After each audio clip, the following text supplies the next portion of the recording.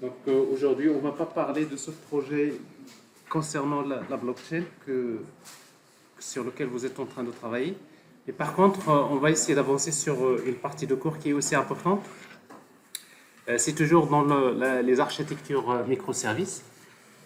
Et nous allons voir comment travailler, comment développer des architectures microservices en respectant un certain nombre de design patterns, de patterns qui sont très courtisés par en fait les grands projets en tout cas, à savoir les patterns event sourcing et CQRS. Donc c'est un peu l'objectif d'aujourd'hui, c'est ça, c'est de vous parler un petit peu des concepts de base, c'est-à-dire l'architecture d'une manière générale de event driven architecture, c'est-à-dire les architectures pilotées par les événements. C'est-à-dire on sera toujours dans le domaine de la communication asynchrone, comme on en a parlé avec le broker Kafka. Mais en même temps, donc, vous prendrez connaissance d'un certain nombre de patterns qui sont très importants. Et je pense même qu'en fait, ça va être en fait l'architecture idéale d'une application.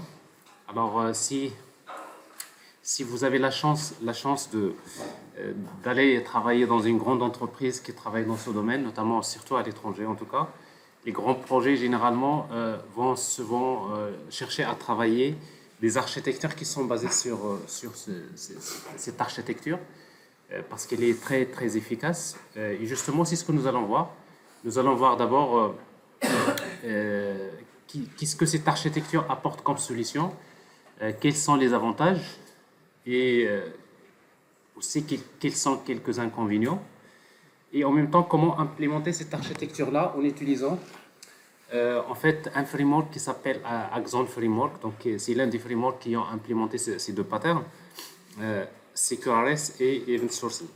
Alors d'abord, donc je vous rappelle que dans une architecture microservice, donc ça on l'a déjà vu, donc une architecture microservice consiste à découper une grande application, un grand problème, en un ensemble de petites unités que vous développez d'une manière indépendante sous forme de ce qu'on appelle les microservices.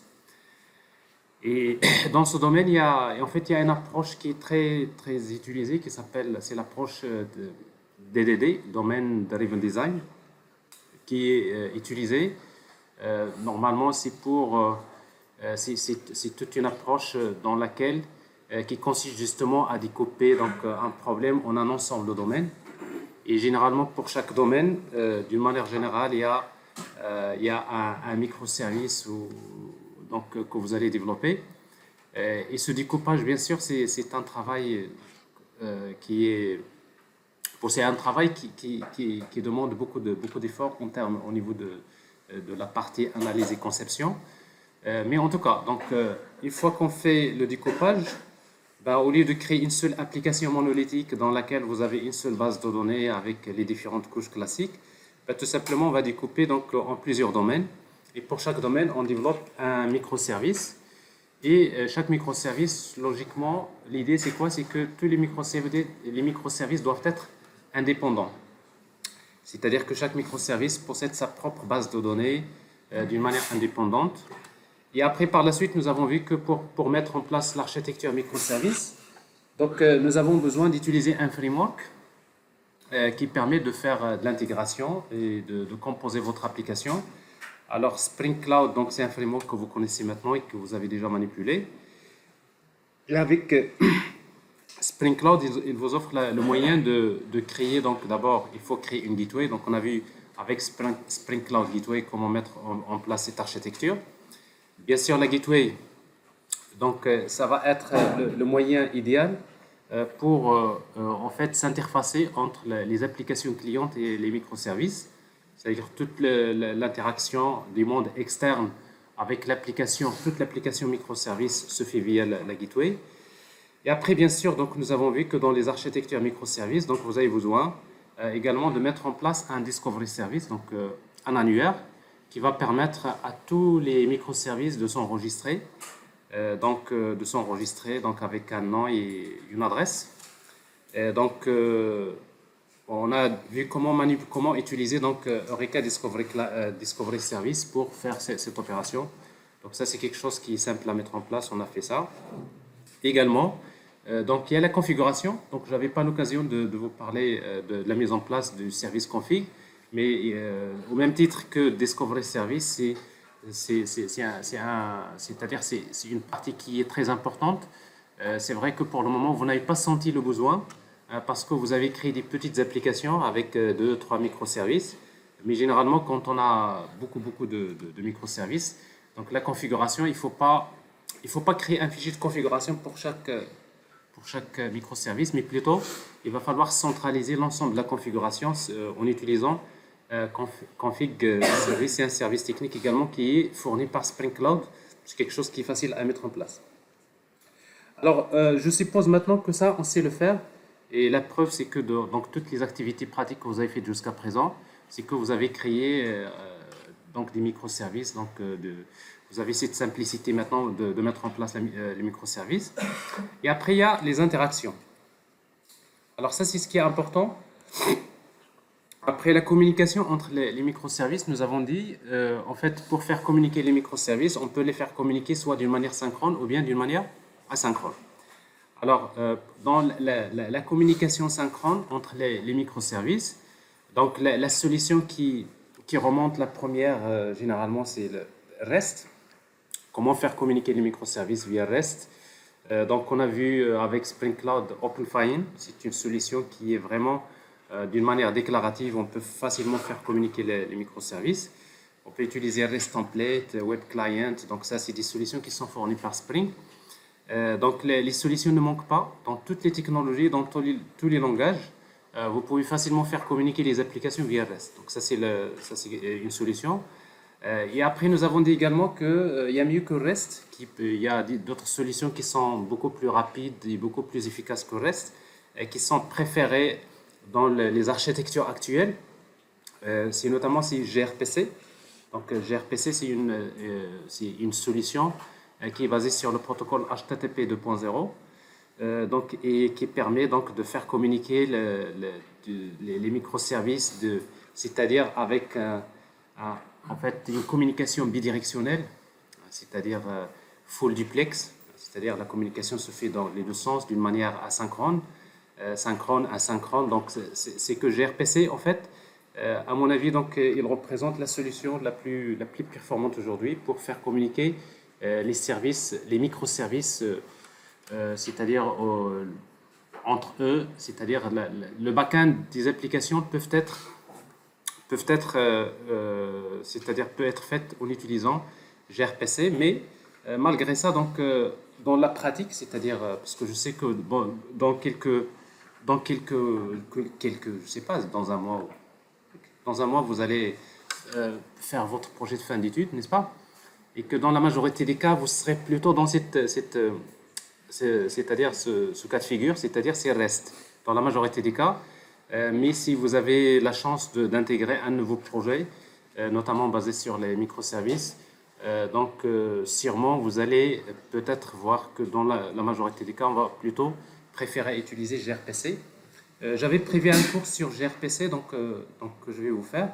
Et je ne sais pas si j'aurai le temps, mais en tout cas, on y va. on va voir quand est-ce qu'on va s'arrêter. Mais en tout cas, donc c'est une partie qui est importante aussi à faire. Bon, cette partie-là, vous la connaissez, donc faire communiquer les microservices via REST, donc je suppose que c'est quelque chose qui est facile pour vous à faire avec OpenFIN par exemple. On peut faire ça, on peut les faire communiquer d'une manière assez simple. Alors maintenant, on va essayer de parler des problèmes justement. Quand vous optez pour ce genre d'architecture, c'est-à-dire communication entre les microservices via REST, alors c'est quoi le problème qui est posé? Alors, d'abord, quand vous avez un service, par exemple, A qui communique avec un service B via REST, par exemple, en utilisant OpenFIN, donc vous allez avoir, il ne faut pas oublier une chose, c'est que c'est une communication d'abord synchrone.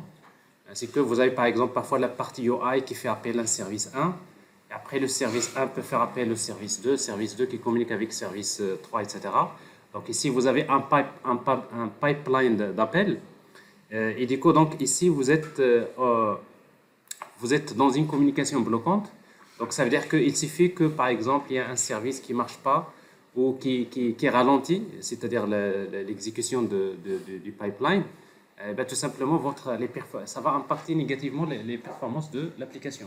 Donc, il suffit par exemple qu'un service à un moment donné soit surchargé, pour que tous les autres, donc du moment que la dépendance elle est forte, donc les autres ils seront impactés. Donc ça c'est l'un des problèmes. D'ailleurs, on peut le voir dans ce diagramme de communication. J'ai par exemple un service A avec, c'est-à-dire ses API REST par exemple, sa couche service, sa couche DAO. Et après, avec Spring Data, on sait qu'on peut communiquer avec la base de données. Mais si on veut communiquer avec les autres microservices, on va utiliser par exemple OpenFine. Et vous avez de l'autre côté, vous avez un service B qui utilise la même architecture. Alors, quand vous avez par exemple une requête cliente qui arrive vers le service A, il y a son API REST. Bon, bien sûr, on va invoquer le service. Le service va faire appel souvent à Spring Data, c'est pour aller vers la base de données. Donc ça, on sait le faire, c'est plus simple. Avec Spring Data, on peut communiquer avec la base de données locale. Là, il n'y a pas de problème. Mais après, parfois, on a besoin de communiquer pour effectuer le traitement. On a besoin de contacter un autre microservice. Dans ce cas-là, on va utiliser OpenFine, par exemple, l'interface. Alors, sur le service, on va utiliser OpenFine pour envoyer une requête REST vers un autre microservice. Alors, bien sûr, l'autre microservice, la même chose. Donc, ça commence à partir de l'API REST. Il appelle son service. Il va utiliser encore Spring Data pour aller vers sa base de données, récupérer les données, et après retourner le résultat au format JSON. Donc il y a une sérialisation de JSON qui va être utilisée à ce niveau-là. Et après il y a un résultat qui va être fourni à la couche service qui va terminer son traitement pour fournir finalement un résultat au client. Alors si on regarde bien tout ce processus, on va remarquer qu'ici vous avez un temps de réponse.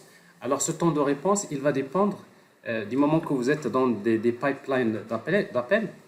Ce temps de réponse, donc il va dépendre des performances il va dépendre de ce qu'on appelle de la latence de communication, c'est-à-dire la communication réseau, la communication entre les microservices. Donc, bien sûr, si vous êtes dans une architecture qui garantit, c'est-à-dire cette communication entre microservices, c'est-à-dire la communication réseau, si la latence est bonne, généralement, on ne sent pas le problème. Mais par contre, quand cette latence de communication devient importante, on va constater tout simplement que les performances, il y a un temps de réponse qui va être constaté à ce niveau-là. Donc, vous voyez donc le temps de réponse, c'est-à-dire les performances de l'application, ne dépendent pas finalement de ce microservice, mais plutôt ils vont dépendre quelque part d'un autre microservice qui peut-être qui est surchargé ou bien qui a un problème de montée en charge. C'est clair? Est-ce que c'est clair pour ce... Donc, c'est une solution qui marche bien, il n'y a pas de problème, vous pouvez l'implémenter, mais par contre, c'est toujours, quand on regarde bien, on peut faire mieux.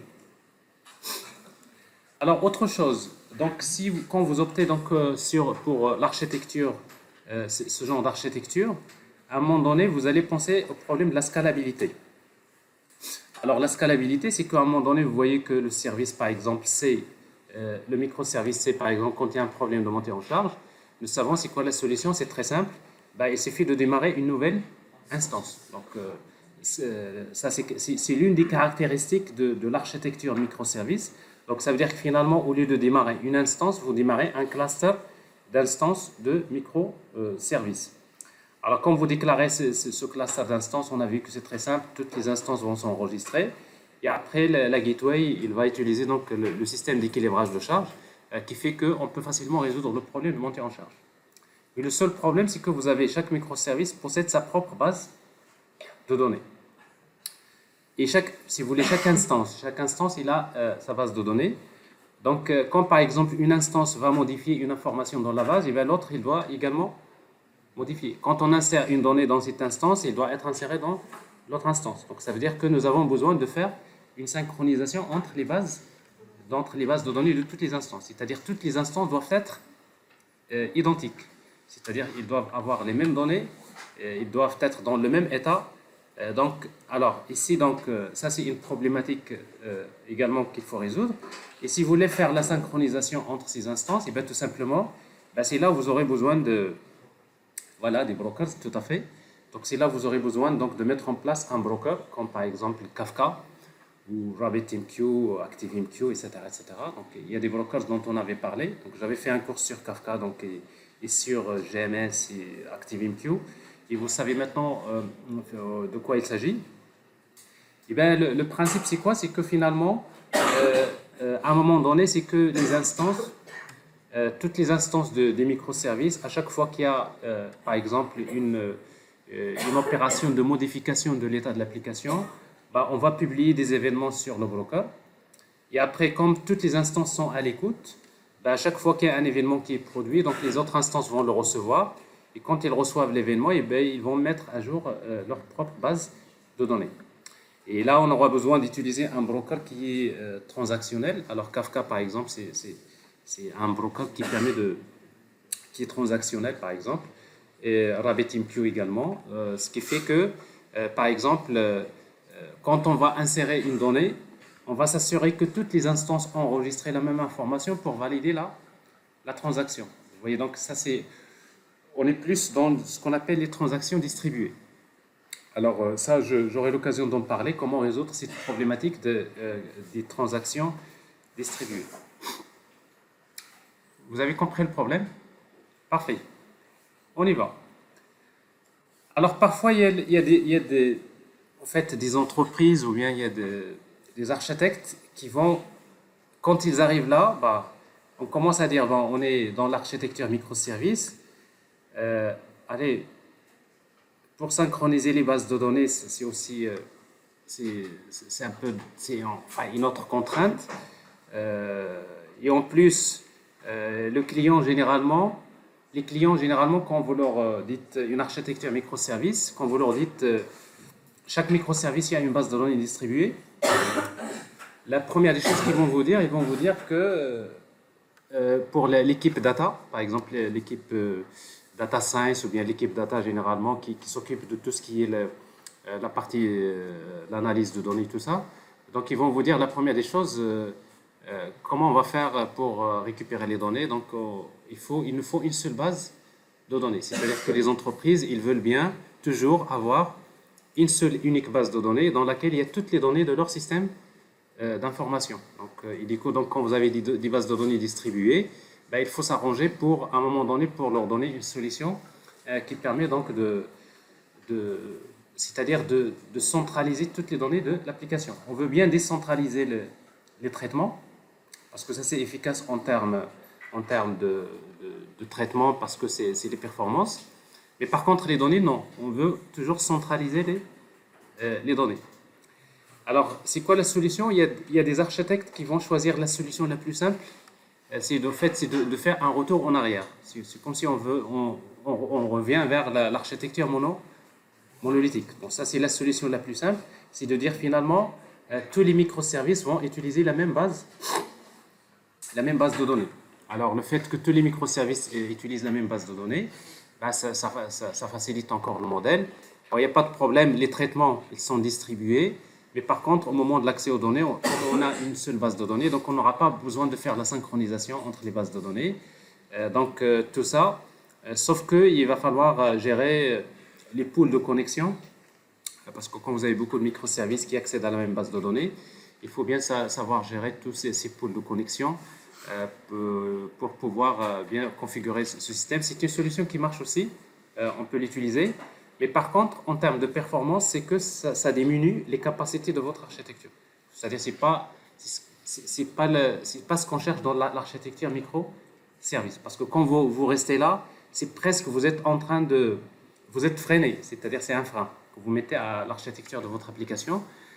Donc, c'est comme s'il n'y a pas d'autre solution. Donc, généralement, quand on se précipite pour ce genre de solution, c'est que peut-être on n'est pas conscient qu'il y a d'autres solutions qui sont beaucoup mieux que celle-là.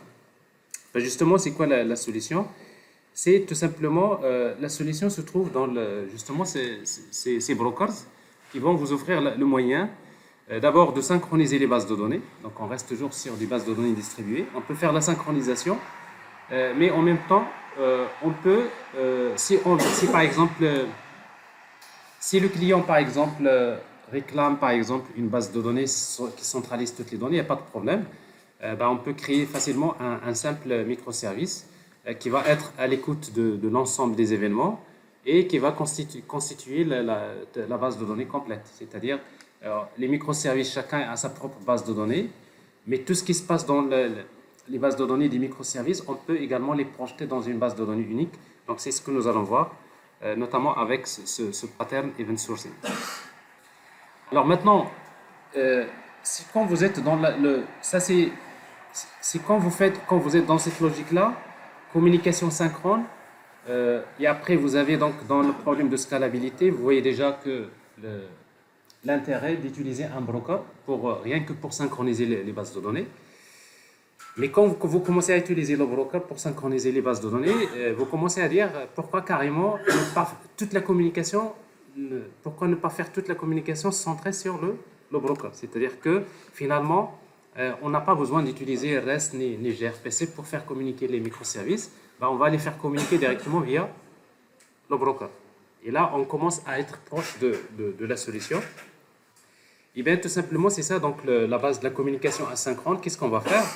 Donc, vous avez finalement les deux microservices, donc ils vont communiquer à travers un middleware, à travers un broker, et dans lequel on va essayer de mettre en place un bus d'événements. Et l'idée principale, c'est que les microservices, ils vont faire des subscribes vers des topics, donc ils vont faire des subscribes, de façon à ce que chaque microservice qui publie un message dans le topic, il y a l'autre qui va le recevoir. Et dès qu'il le reçoit, il prend l'information, il peut la stocker dans sa propre base de données, donc c'est-à-dire ils peuvent se synchroniser de manière très simple. Alors, comment mettre en place ça? Donc, on peut reprendre la même architecture de tout à l'heure. Ce qui se passe, c'est que par exemple, le service A, quand il démarre, il va faire un subscribe vers un topic. Et quand il fait un subscribe vers un topic, donc forcément, quand par exemple il y a un événement qui s'est produit dans l'application B, le service va faire un traitement. On va supposer par exemple qu'il va, c'est une opération qui consiste à insérer une donnée dans sa propre base de données. Une fois qu'il va insérer la donnée dans sa propre base de données, au niveau de la couche service ici, il faut informer les services qui ont besoin de cette information, comme quoi il y a une nouvelle information qui vient d'être ajoutée. Alors le plus simple, c'est tout simplement de publier des messages. Donc il y a un message ou bien un ensemble de messages qui vont être publiés dans le bus, dans le topic. Et du moment que ce service-là, il a fait un subscribe, subscribe, ça ne veut pas dire attendre. Subscribe, je fais subscribe, mais il fait autre chose. C'est-à-dire en même temps, là, il est en train de répondre à d'autres requêtes. Donc, c'est-à-dire cette opération de souscription va permettre à un moment donné, dès qu'il y a une information qui arrive vers le broker, il va la recevoir. Il y a une nouvelle donnée qui arrive. Et quand cette donnée arrive, la couche service, qu'est-ce qu'elle va faire? Il y a tout simplement ce qu'on appelle, on va mettre en place des event handlers qui sont à l'écoute des événements. Cette information-là, on va utiliser la couche data par exemple pour insérer la donnée dans la base de données. Alors ici, qu'est-ce qui se passe? C'est que dès qu'il y a une information qui est insérée là, automatiquement, elle est insérée dans cette base de données. Donc ici, on est bien en train de faire la synchronisation. Bien sûr, vous voyez qu'il y a la duplication des données, n'est-ce pas? Alors ça, c'est pas ce qui pose problème pour actuellement. Dupliquer les données, c'est pas ce qui pose problème parce que le stockage n'est plus aussi coûteux que le calcul. C'est-à-dire qu'en termes de stockage, on peut toujours dupliquer les données. Mais par contre, ce qui est un peu important, c'est la synchronisation. C'est-à-dire comment faire pour que ces données-là, dès qu'on va modifier la donnée à ce niveau-là, elle va être modifiée également dans l'autre base de données. Alors bien sûr, donc tout ça, c'est une solution qui peut être atteinte facilement en utilisant une communication asynchrone via un broker. Alors ça, c'est l'idée principale. Alors, ce qui fait que, par exemple, quand le service A va recevoir une requête, et bien, tout simplement, quand il veut, par exemple, communiquer, tout à l'heure, si vous vous rappelez, donc, pour effectuer un traitement dans la couche service, il a besoin de contacter un autre microservice. Alors, dans ce scénario-là, le microservice A n'a plus besoin de contacter le microservice, parce qu'en fait, la donnée dont il a besoin, elle se trouve dans sa propre base de données. Donc, il a juste besoin de contacter sa propre base de données, il récupère l'information. Donc, ça veut dire quoi finalement? on va éliminer la latence de communication entre les microservices. C'est-à-dire au moment où j'envoie une requête, il n'y aura pas le scénario d'un microservice qui va téléphoner à un autre microservice pour attendre la réponse, pour me donner moi la réponse. Donc ça, c'est un scénario qu'on va éliminer. Est-ce que c'est clair? C'est clair? Pas de questions? Oui?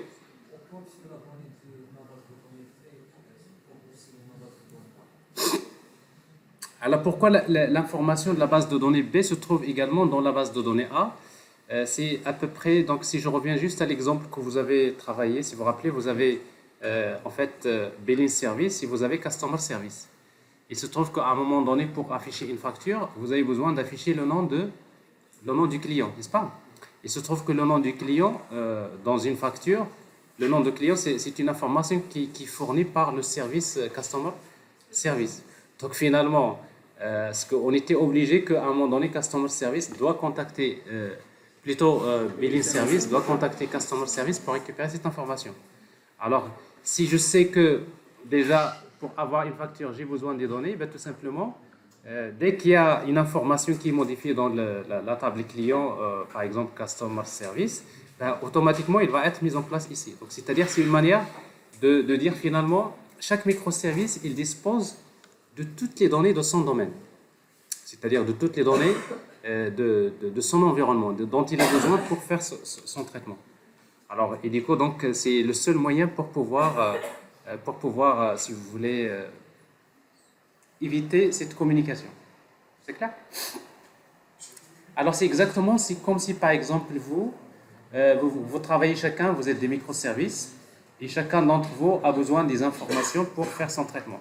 Alors, quand vous commencez à résoudre des problèmes, n'est-ce pas? Au fur et à mesure que vous travaillez, parfois vous avez besoin des données, des informations, n'est-ce pas? Alors, quand vous avez besoin des informations, ben vous arrêtez votre travail, vous appelez quelqu'un, votre ami, vous lui dites, est-ce que tu peux me donner combien, je ne sais pas combien ça coûte avec le produit actuel, par exemple, combien ça coûte, je ne sais pas quoi. Donc, c'est-à-dire, vous êtes en train de faire une communication synchrone.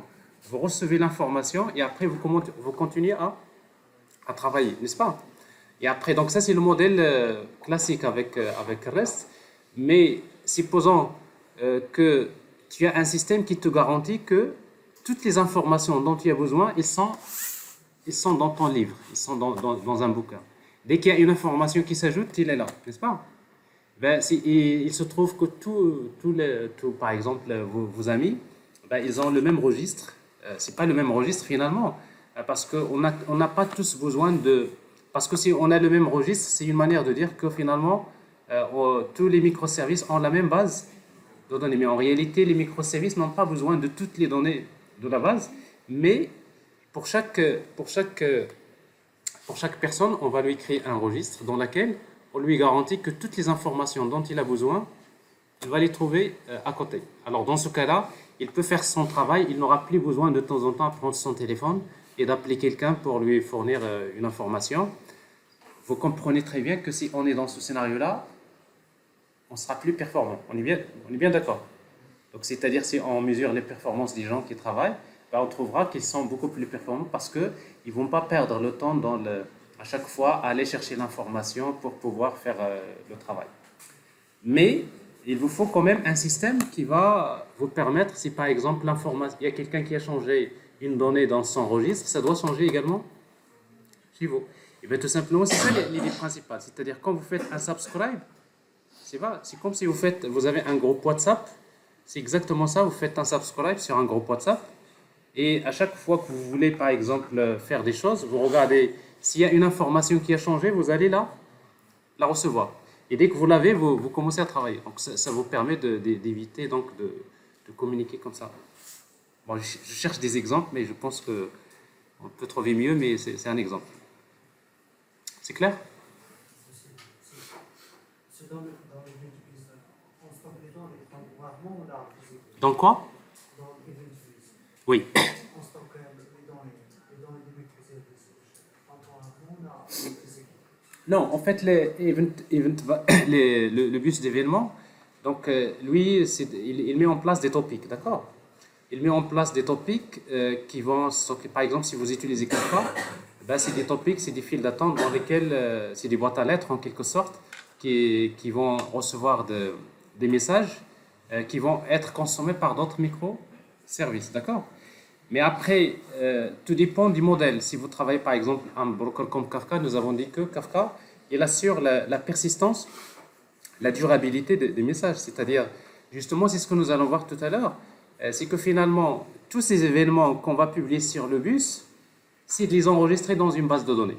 Ben, c'est ce qu'on va appeler l'event sourcing. C'est un peu ça. C'est-à-dire que si, quand vous avez un broker qui est capable de sauvegarder tous les événements que vous publiez dans le bus et de les persister dans une base de données, et bien tout simplement, c'est ça l'event sourcing dont on va parler tout à l'heure. Et ça va encore apporter beaucoup de choses à votre application. Ça veut dire que si votre broker est capable d'enregistrer tous ces événements dans une base de données d'une manière durable, ça veut dire que même s'il y a un microservice, un microservice par exemple qui tombe en panne et qui a perdu les données, il suffit de rejouer, c'est-à-dire les événements des brokers, et après il va récupérer tous ces événements-là, il va se remettre à jour. Donc c'est comme si vous avez perdu votre registre là où il y a toutes les informations, mais après vous dites, il y a un monsieur broker, vous lui dites donne-moi tous les événements qui se sont produits depuis ma naissance. Vous imaginez un peu c'est-à-dire vous recevez tous ces événements qui se sont produits depuis votre naissance et vous les traitez, n'est-ce pas? Vous allez reconstruire votre cerveau. Votre cerveau, c'est-à-dire votre mémoire, parce que imaginez qu'à un moment donné, on le dit, c'est peut-être dans des films, mais c'est comme ça. C'est-à-dire on dit qu'il a oublié tout, c'est-à-dire qu'on est plus, c'est-à-dire vous avez perdu la mémoire, n'est-ce pas? Alors si vous avez perdu la mémoire, et si on a un système qui est capable de rejouer tous les événements qui se sont produits depuis votre naissance jusqu'à l'instant, ben vous allez reconstruire votre mémoire. Parce que finalement, votre mémoire, c'est quoi? C'est un résultat des actions que vous avez faites suite à des événements, à plein d'événements. Bon. Je suis déjà en train de parler de event sourcing. C'est ça, en fait, event sourcing, c'est à peu près ça. Donc, c'est ce que nous allons voir. Est-ce qu'il y a d'autres questions? C'est bien de poser des questions parce que ça me pousse toujours à chercher des exemples. Voilà. Alors, justement, si vous voulez mettre en place une architecture basée sur un broker comme ça, il y a encore beaucoup d'efforts de programmation, parce qu'en fait, c'est très simple de publier, de recevoir des messages à partir d'un broker. Mais après, il y a beaucoup de petits détails qui nécessitent d'avoir vraiment c'est-à-dire beaucoup d'expérience pour mettre en place quelque chose qui est assez efficace. Alors, c'est la raison pour laquelle vous aurez besoin de chercher quelques design patterns. Il y a des design patterns ou bien des patterns qui sont faits justement pour mettre en place des architectures comme ça, c'est-à-dire des architectures pilotées par les événements, Event Driven Architecture. Alors, si vous cherchez dans la littérature, dans la pratique, ben vous allez trouver qu'il y a deux patterns qui sont très connus et qui sont très utilisés.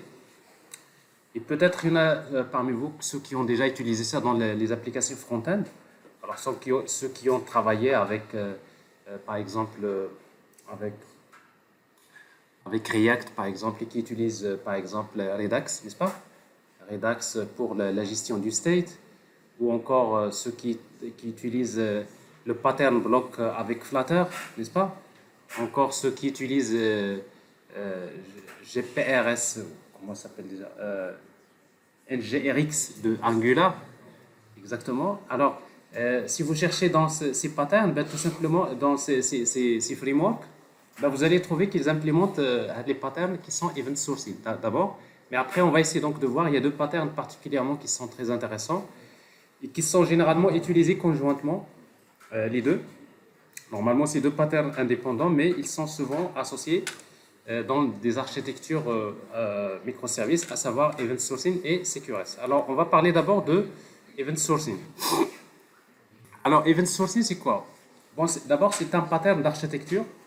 Donc, il faut juste rappeler que dans le domaine des design patterns, il y a en fait deux deux types de patterns. Il y a ce qu'on appelle les patterns tactiques et les patterns d'architecture, ou bien ce qu'on appelle les patterns stratégiques. Alors, dans les patterns tactiques, c'est les patterns que vous connaissez, c'est les patterns GOF, comme par exemple stratégie, comme singleton, comme les patterns décorateurs, etc., composite, tout ça, adapteur. Donc, ça, c'est les patterns tactiques, c'est les patterns tactiques de base. Et après, vous trouverez donc il y a des patterns stratégiques, ce qu'on appelle également des patterns d'architecture, et qui sont faits pour mettre en place des architectures. Alors, par exemple, parmi ces patterns MVC, par exemple, ou d'autres MVVM, donc ça, c'est des patterns, c'est des design patterns, mais d'architecture. Alors, justement, Event Sourcing, c'est l'un des patterns d'architecture. C'est quoi son objectif? L'objectif, c'est de capturer tous les changements d'état de l'application comme une séquence d'événements. C'est-à-dire que toutes les opérations qui consistent à changer l'état de l'application. Ça veut dire quoi? Quelles sont les opérations, ou bien les commandes, ou bien les opérations qui consistent à changer l'état de l'application? Si vous utilisez une base de données, ben, changer l'état de l'application, vous avez des opérations de type insert, update, delete, n'est-ce pas? Chaque fois qu'il y a une opération qui consiste à changer quelque chose dans l'application, dans la base de données, l'état de l'application, et bien tout simplement, chaque changement d'état va être traduit à quoi? À un événement, n'est-ce pas? Chaque changement d'état va être traduit sous forme d'un événement. Et Event Sourcing, son rôle, c'est quoi? C'est de capturer tous les événements qui sont produits suite au changement d'état de l'application. C'est comme si vous dites, dans l'application, à chaque fois que je vais faire insert, update, delete dans n'importe quel microservice, je vais publier un événement dans un broker, n'est-ce pas? C'est-à-dire tout changement d'état, ça va être traduit en un événement. Donc, ce pattern event sourcing, l'idée, c'est quoi? C'est de capturer, de capturer tous ces changements d'état sous forme d'une séquence d'événements. Alors, l'idée principale, c'est de ne pas se concentrer sur l'état actuel de l'application, c'est-à-dire l'état courant de l'application, mais plutôt, on va s'intéresser à enregistrer toutes les séquences d'événements qui se sont produites et qui ont ramené l'application à cet état. Donc, autrement dit, je vous donne juste un exemple, un compte bancaire. Alors, quand vous avez un compte bancaire, ce qui vous intéresse généralement, c'est quoi? C'est le solde, n'est-ce pas? Donc, on va dire que c'est l'état de votre compte bancaire, c'est le solde. C'est qu'à un moment donné, vous avez un instant donné, vous avez un solde. Eh bien, bon, ce qui intéresse généralement l'application, c'est le solde. Si vous vous êtes concentré que sur le solde, finalement, à chaque opération de versement de retrait, qu'est-ce que vous allez faire? Vous allez juste modifier le solde. Donc, ce qui fait qu'à un moment donné, on a l'état de l'application, on a toujours le solde actuel. Mais ça, c'est-à-dire, si vous faites ça, c'est que vous êtes concentré sur ce qui vous intéresse, c'est l'état actuel de l'application. Mais avec Event Sourcing, c'est pas ça.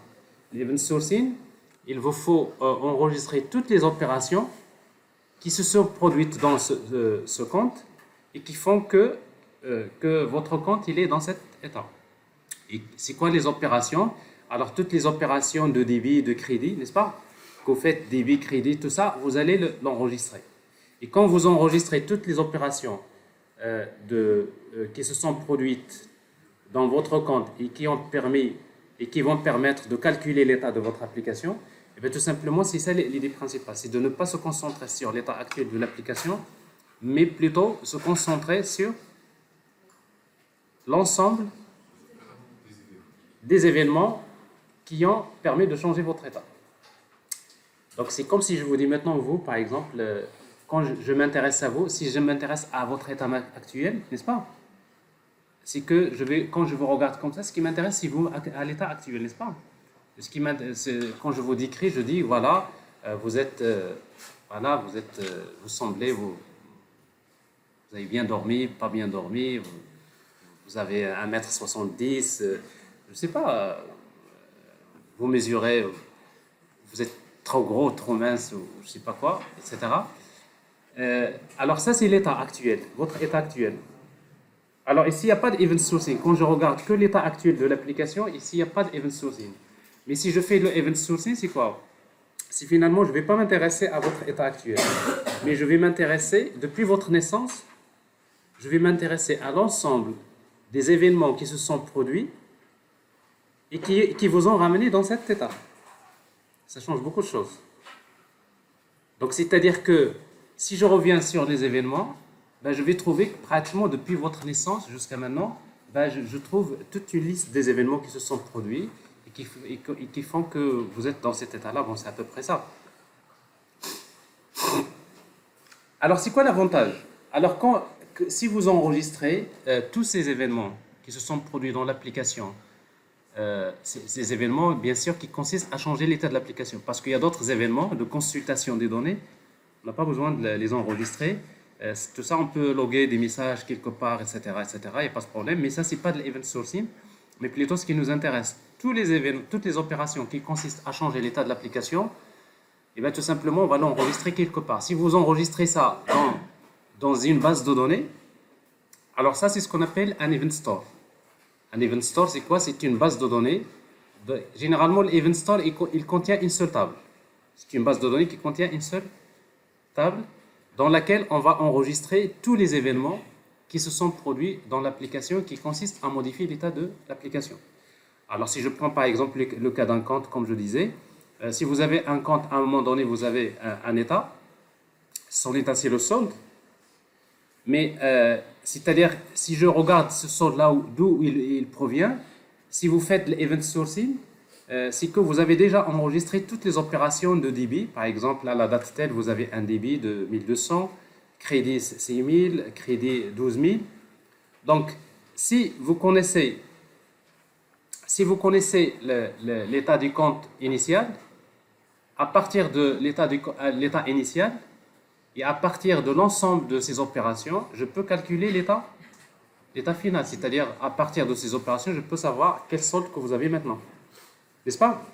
Et ce qui est intéressant, c'est que j'ai l'état de l'application finale, mais non seulement ça, je peux dire par exemple, je voudrais savoir quel était le solde de mon compte au mois 12 2019. Ben, on calcule. Donc, je peux savoir dans quel état était votre compte. Donc, le fait de faire le event sourcing, ça veut dire que non seulement je peux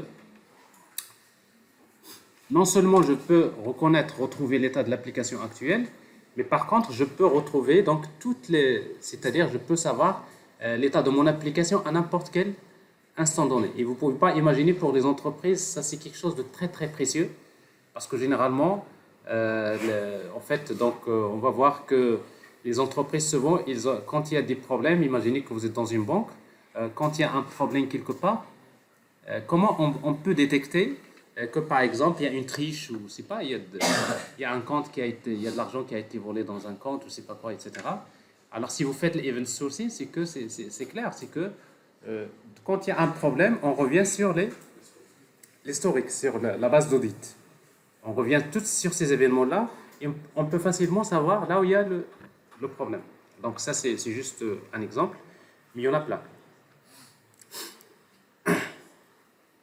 Donc, vous voyez, donc, à partir de cette séquence d'événements, par exemple, les opérations débit, crédit, supposons que c'est des événements, on peut agréger l'état courant de l'application. C'est-à-dire, on peut recalculer l'état actuel du compte, par exemple.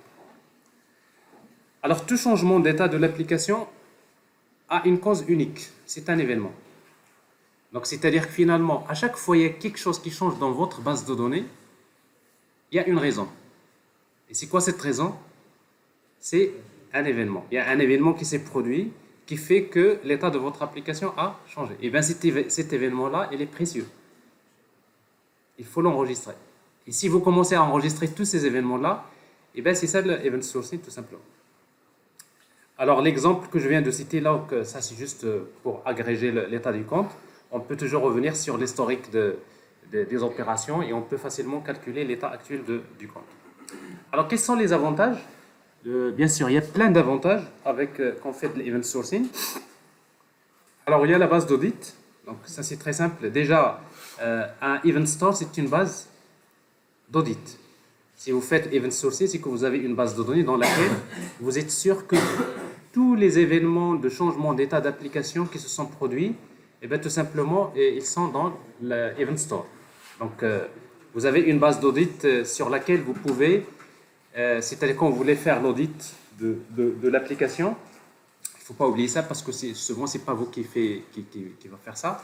Mais vous savez que dans les entreprises, il y a toujours des commissions d'audit, il y a des spécialistes qui vont faire de l'audit. Et quand ils vont faire de l'audit, ils exigent, ils exigent à utiliser une base d'audit. Sur quelle base de données on va auditer, par exemple, au niveau des banques, ça c'est quelque chose d'obligatoire. C'est-à-dire que quand il y a la commission d'audit qui va auditer, par exemple, le système d'information, tout simplement, c'est ça. Donc, il faut présenter une base d'audit et Event Sourcing, Event Store, c'est une base d'audit complète.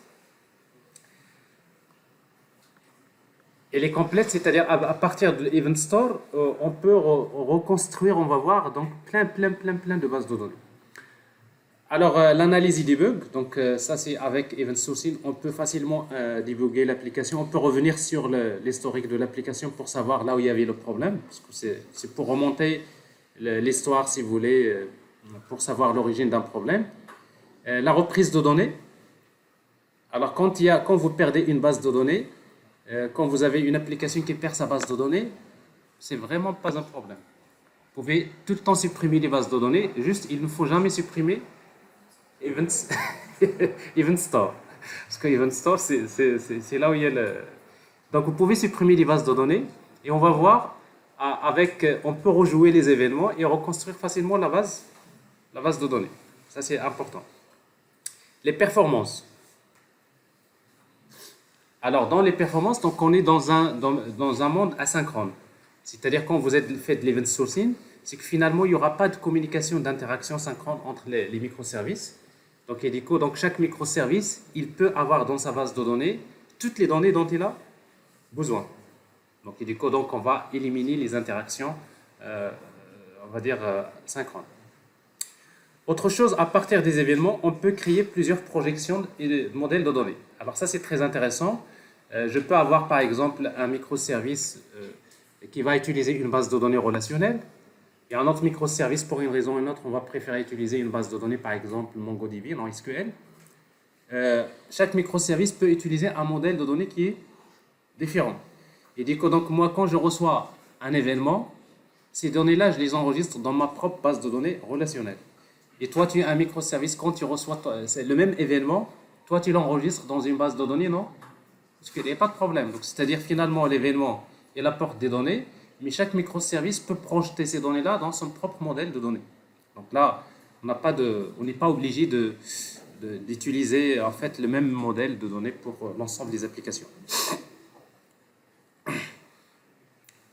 C'est clair? Alors maintenant, on va essayer donc de regarder l'architecture et les terminologies. Alors si vous voulez, donc l'architecture de Event Sourcing, c'est ça. Donc vous avez d'abord la notion de commande. Alors, qu'est-ce qu'on appelle une commande? Une commande, bon, ça c'est des terminologies maintenant qu'il va falloir, c'est-à-dire sur lesquelles il va, c'est un vocabulaire que vous devrez maintenant utiliser couramment quand vous faites Event Sourcing. Alors, c'est quoi une commande? Une commande, c'est une sollicitation externe sur le système. Alors, toute sollicitation qui vient de l'extérieur, de l'application, et qui consiste à changer l'état de l'application, c'est ce qu'on appelle une commande. Une commande, ça peut être une requête HTTP, par exemple, de type post, put, delete, c'est-à-dire c'est pour soit ajouter, soit enregistrer, ou modifier, ou supprimer une information. Donc, une commande. Donc, ça peut être des requêtes HTTP par exemple. Alors, au niveau de l'application, chaque commande qui arrive vers l'application va déclencher ce qu'on appelle une fonction de décision. Alors, c'est quoi la fonction de décision? C'est tout simplement la logique métier. C'est-à-dire, c'est la fonction qui implémente les règles métier. Parce qu'en fait, quand il y a une commande, avant de modifier quelque chose dans le modèle, il faut faire des tests, n'est-ce pas? Vous voulez faire par exemple un virement, il faut d'abord s'assurer que toutes les conditions Est-ce que le solde est suffisant? Est-ce que plein de règles métiers? Donc, toute la logique métier, généralement, elle est exécutée dans ce qu'on appelle la fonction de décision. La fonction de décision, c'est la fonction dans laquelle on va implémenter la logique métier. C'est-à-dire l'ensemble des traitements qui doivent être effectués suite à une commande. Alors, une fois que, généralement, quand une requête arrive vers l'application, on va déclencher une commande. Et généralement, dans l'application, on va créer ce qu'on appelle des commandes handler. C'est quoi un command handler? En fait, une fonction de décision, c'est un command handler, c'est-à-dire quoi? C'est-à-dire c'est un listener de commandes. C'est-à-dire c'est un écouteur qui va écouter une commande. Dès qu'il y a une commande qui arrive, il va déclencher une logique métier, c'est-à-dire une fonction de décision. Alors, généralement, dans la fonction de décision, ça revient généralement à ça. Vous avez l'état de l'application et vous avez la commande. Il y a des paramètres de la requête, c'est-à-dire la commande. À partir de l'état actuel et la commande, ça va entraîner, la fonction de décision va générer une liste d'événements. Alors, par exemple, pour effectuer un virement, pour effectuer par exemple un retrait d'un montant d'un compte, pour effectuer un retrait, il faut d'abord que je vois l'état du compte actuel, n'est-ce pas? À partir de l'état actuel du compte, je vais voir est-ce que le solde est suffisant. Alors, si le solde, par exemple, est suffisant, je vais regarder la commande, c'est-à-dire il s'agit d'un retrait d'un montant X. Si ce solde-là est suffisant, à partir de ces informations de l'état actuel plus les paramètres de la commande, je vais tout simplement faire mes tests, c'est-à-dire la logique métier. Et une fois que ces conditions sont vérifiées, et ça va faire quoi? Tout simplement, je vais enregistrer les événements. Je vais dire par exemple, un retrait a été effectué, n'est-ce pas? Ou encore un débit a été effectué, donc comme quoi c'est un événement, mais ça peut être une liste d'événements. Donc dans la logique métier, toutes les opérations, parce que d'habitude, qu'est-ce que vous faites? Dans la logique métier, vous faites la logique métier et après vous enregistrez les données dans votre base de données. Alors quand vous faites event sourcing, finalement, dans la fonction de décision, tout simplement pour nous, là, il y a une seule base de données, c'est event store. Comme si vous avez l'event store, c'est pour vous, donc c'est un broker, c'est un topic, c'est un broker qui va gérer une base de données dans laquelle on va publier tout simplement les événements. D'accord? Et on va voir que Event Store, c'est une base de données qui contient une seule table. Et après, on va voir comment ils sont structurés. Donc, il y a une liste d'événements qui vont être publiés dans le bus d'événements. Donc, il y a une liste d'événements.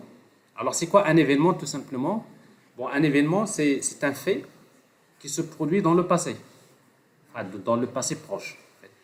Quand vous dites un événement, il est toujours exprimé dans le passé. C'est-à-dire quand vous dites, par exemple, un événement, d'ailleurs, quand on va regarder les noms des événements, on va trouver toujours, ils sont exprimés dans le passé. Par exemple, account debited, ou là, credited. C'est-à-dire, c'est finalement, quand vous avez un événement, c'est un événement, c'est-à-dire qui symbolise un fait qui s'est produit dans le passé. Quand j'ai un événement, ça veut dire qu'il y a quelque chose qui s'est produit.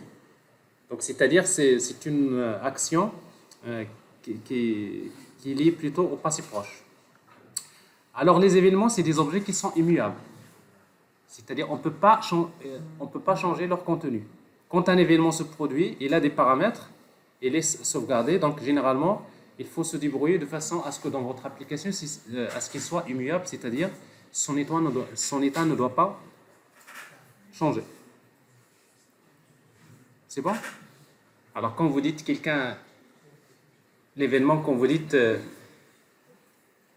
quand vous parlez à vos amis, vous dites par exemple,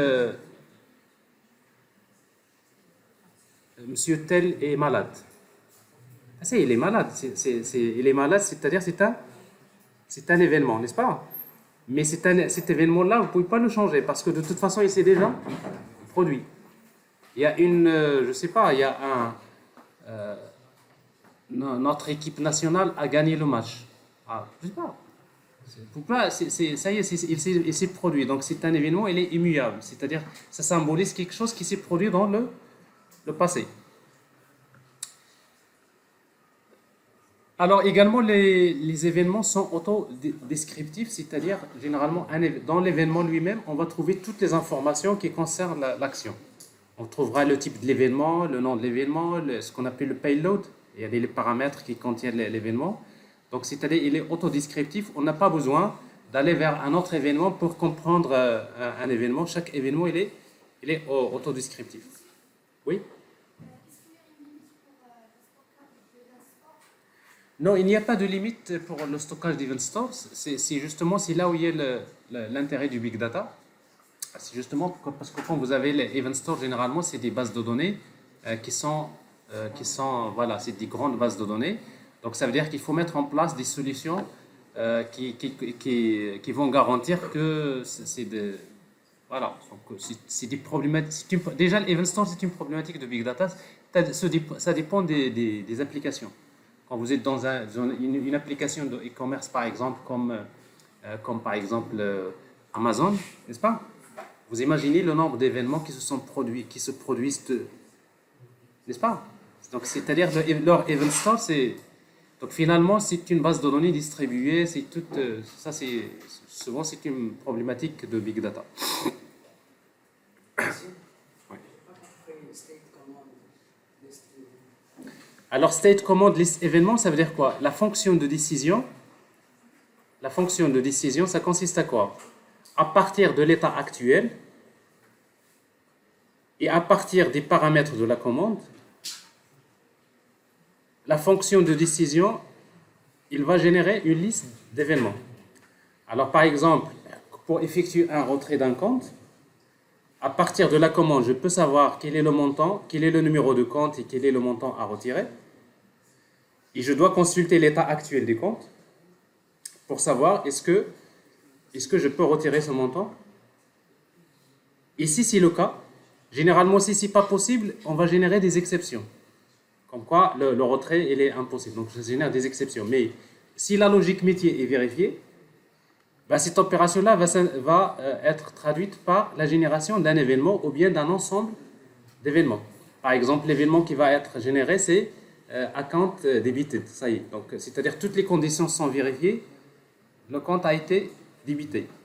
Mais au lieu d'aller vers la base de données qui contient les comptes d'une manière classique, quand vous faites d'une manière classique, mais plutôt on va émettre un événement dans l'event store qui prouve comme quoi à la date telle, l'instant tel, ce compte a été débité de ce montant. Mais après, par la suite, nous allons voir que cet event store, c'est qu'après il y aura ce qu'on appelle une base de lecture, c'est-à-dire il y aura une autre base de données dans laquelle tu auras ton compte. Ben, cette base de données, il va recevoir cet événement et après il va le projeter dans sa propre base de données, c'est ce qu'on va voir. Est-ce que c'est clair? Alors jusque-là, vous êtes bien concentrés, mais j'aimerais bien que vous continuiez concentrés comme ça, parce que de temps en temps, je commence à avoir avec shutdown. Hein? Je commence à... Et pourtant, on est un matin, le vendredi matin, après le vendredi, c'est le week-end, donc vous devrez être très, très motivé, non? Mais vous n'allez pas dire ça parce que le week-end, il y a toujours un travail, il y a toujours M. Yousfi, M. Naji, monsieur qui attendent des comptes rendus et tout ça. Mais écoutez, c'est comme ça la vie.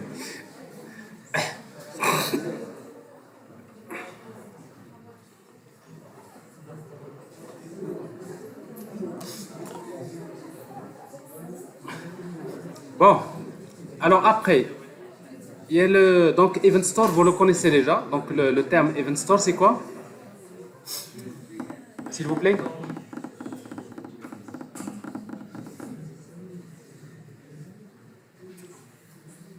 Alors Event Store, donc c'est un terme, c'est une base de données qui enregistre tous les événements qui sont émis par la fonction de décision, c'est-à-dire la logique métier de l'application.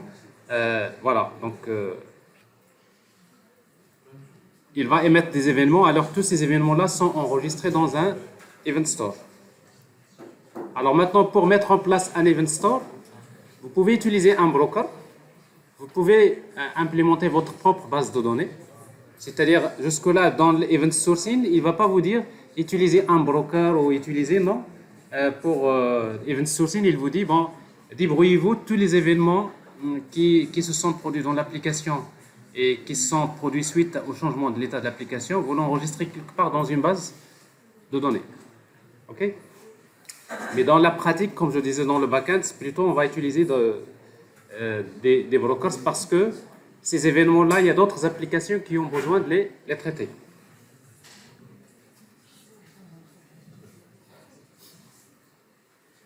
On peut continuer?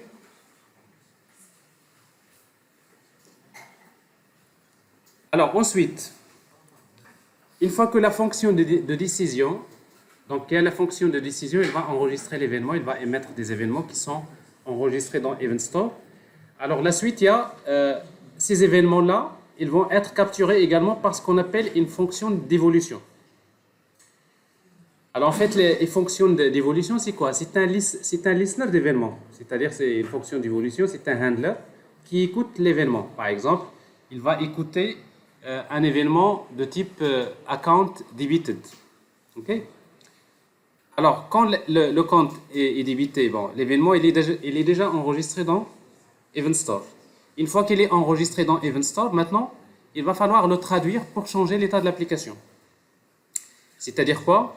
C'est-à-dire que d'abord, elle est déclenchée par les événements qui sont émis par la fonction de décision. Alors, l'objectif principal de la fonction d'évolution, c'est de faire muter l'état de l'application.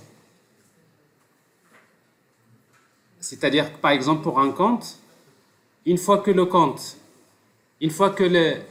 a été débité, mais maintenant, il faut changer le solde du compte. L'état actuel du solde doit changer, on est bien d'accord? Donc, ça veut dire qu'il faut muter l'état de l'application.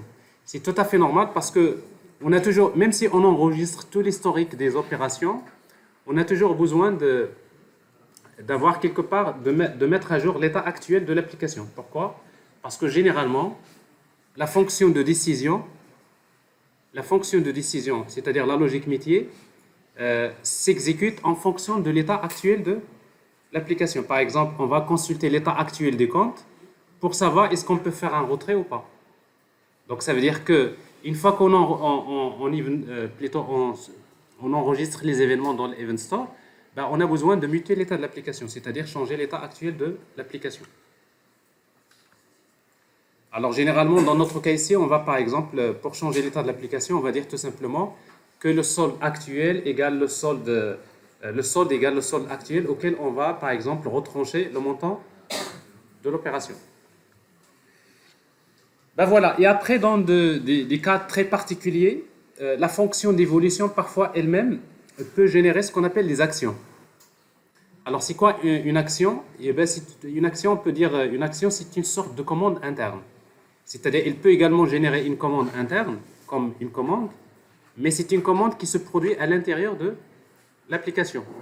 Alors, pour ceux qui ont travaillé avec NGRX, donc c'est plutôt, donc les actions, c'est des commandes qui sont émises à l'intérieur de l'application. À chaque fois que vous voulez faire quelque chose, vous émettez une action.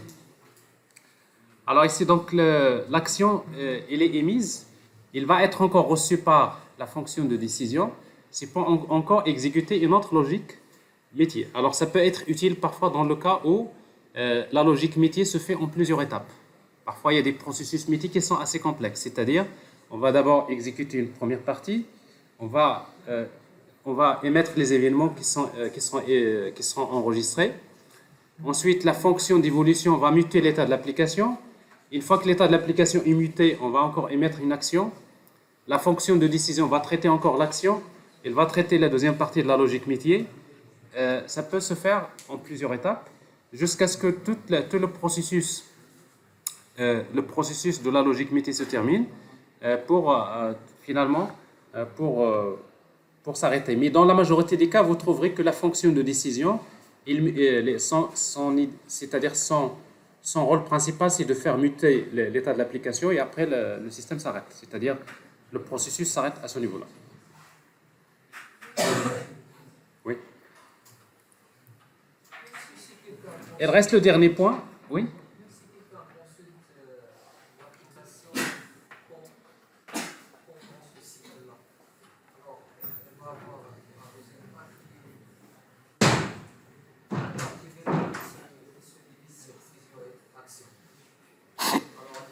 Alors, généralement, quand vous avez le processus métier, quand vous avez s'il vous plaît. Alors, quand vous avez le processus métier qui se fait en plusieurs étapes, c'est que vous savez, les opérations métier, c'est des opérations qui sont transactionnelles. Ça veut dire que tout le processus, il est transactionnel. Ça veut dire que tant qu'on n'a pas terminé tout le processus, la transaction n'est pas encore validée. Mais une fois qu'on termine, c'est à ce moment-là qu'il y a une validation. Oui.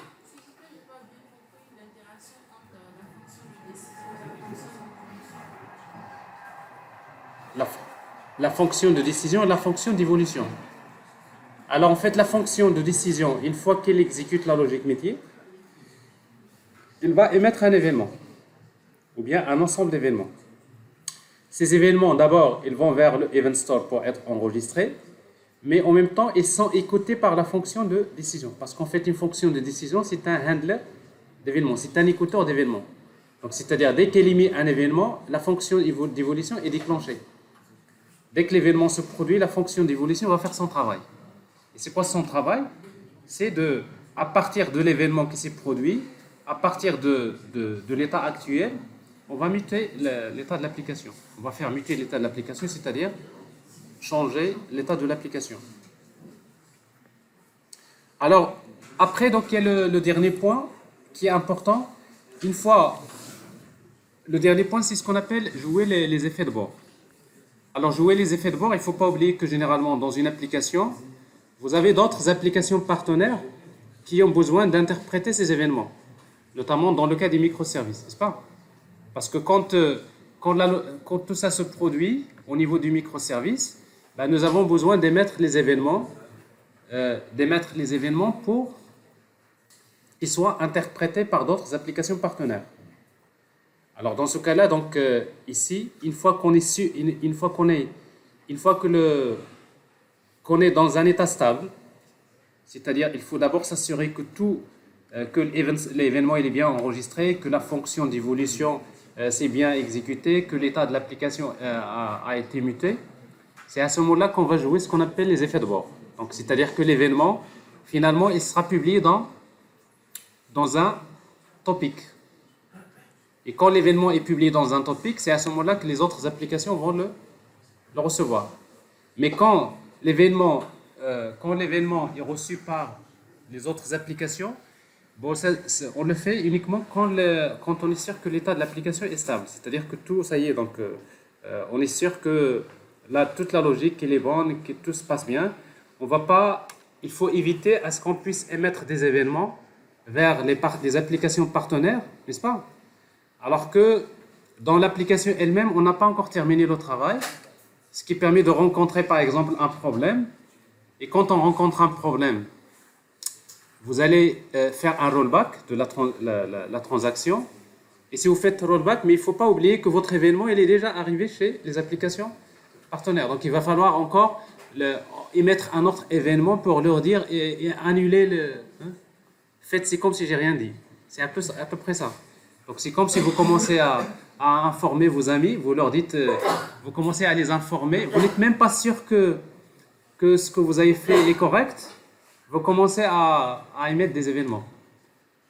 Ça, c'est pas bien. Pourquoi? Parce que quand vous commencez à transmettre une information, à émettre un événement, c'est que vous le faites uniquement quand vous êtes sûr que votre état est stable.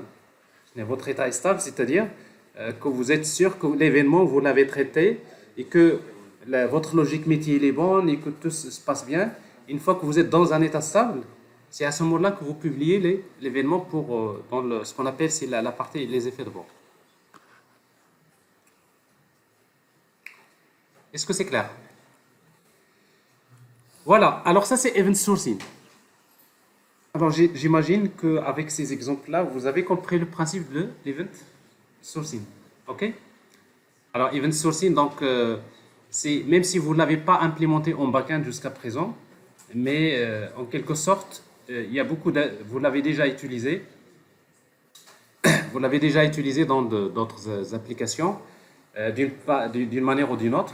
Mais l'event sourcing, rien que quand vous enregistrez les différentes opérations de débit, crédit pour un compte, c'est une façon de faire déjà l'event sourcing, n'est-ce pas?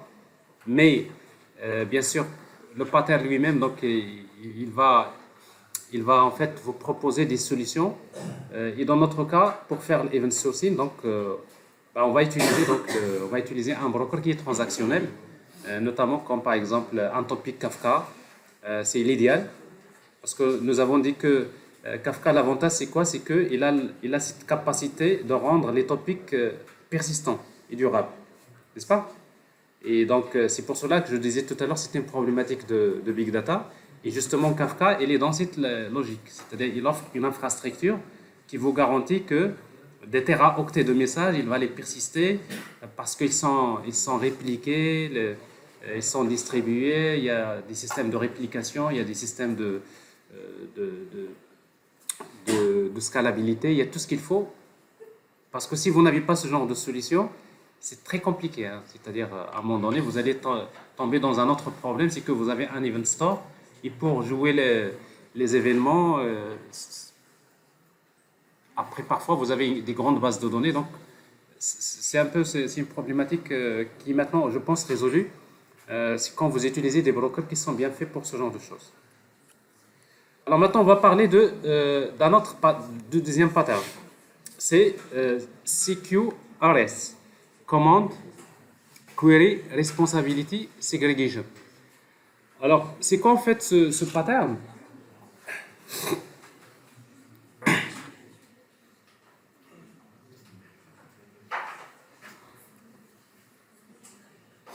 Alors, le pattern, donc CQRS, c'est un design pattern qui consiste à séparer les deux parties d'une application, à savoir la partie lecture et la partie écriture. Alors, vous savez que dans une application, vous avez deux types d'opérations. Il y a des opérations qui consistent à consulter les données, n'est-ce pas? Consulter des données. Il y a des opérations qui consistent à modifier les données. Insert, update, delete. Alors, d'habitude, dans nos applications, quand vous créez une API REST, n'est-ce pas? Quand vous créez une REST API, vous créez une API REST qui permet d'ajouter, de modifier, de consulter, de modifier, etc. N'est-ce pas? Dans la même API REST, vous mettez toutes ces opérations. Alors, quand vous mélangez dans la même API, vous mélangez les opérations de lecture, de consultation et d'écriture, c'est que vous n'êtes pas en train d'utiliser CQRS. Alors, CQRS, qu'est-ce qu'il vous dit? Il vous dit que les opérations de lecture, il faut complètement les séparer des opérations de lecture. Les opérations d'écriture, il faut les séparer des opérations de lecture. C'est comme si je vous dis, par exemple, vous créez une API REST pour tout ce qui est les opérations de modification, et vous créez une REST API pour les opérations de lecture. N'est-ce pas? Ça, c'est l'idée principale. Mais après, vous allez voir, ça va changer beaucoup de choses. Pourquoi? Donc, une autre manière, c'est de dire tout simplement, dans une application, on va voir deux bases de données. Une base d'écriture, une base de lecture. Alors, quand j'envoie des commandes pour modifier l'état de l'application, l'information, elle est enregistrée dans une base de données. Mais quand je consulte des données, ben je consulte à partir d'une autre base de données. C'est un peu bizarre, n'est-ce pas? C'est à peu près ça, c'est exactement ça. D'ailleurs, c'est quoi la base d'écriture? Il y a l'event store. C'est pour cela que d'ailleurs ils sont utilisés les deux conjointement. L'event store, c'est-à-dire toutes les opérations de insert, update, delete, ça va être traduit à des événements qui vont être enregistrés dans event store. Mais quand je vais consulter les données, ben je ne vais pas consulter les données à partir de l'event store. J'ai intérêt à utiliser une base de données qui est plus adaptée au use case, qui est adaptée à la partie utilisation, n'est-ce pas? Il se trouve parfois que, par exemple, supposons que vous êtes en train de faire un moteur de recherche. Un moteur de recherche. Et si vous faites un moteur de recherche, alors quand vous enregistrez les données, vous pouvez utiliser donc avec CQRS, par exemple, la base d'écriture, ça peut être une base de données, par exemple PostgreSQL, ou ça peut être tout simplement un topic Kafka comme Event Store, n'est-ce pas? Ça, c'est la base d'écriture. Mais quand je vais faire la partie, mon moteur de recherche, Vous savez que dans un moteur de recherche, j'ai intérêt à ce que toutes mes données soient stockées dans dans un système de base de données, comme par exemple Elasticsearch. Vous savez, Elasticsearch, c'est un système de gestion de base de données qui est fait, c'est pour mettre en place, pour structurer vos données de façon à ce que l'on puisse faire un moteur de recherche d'une manière très efficace. La recherche de données, c'est plus rapide, c'est plus efficace.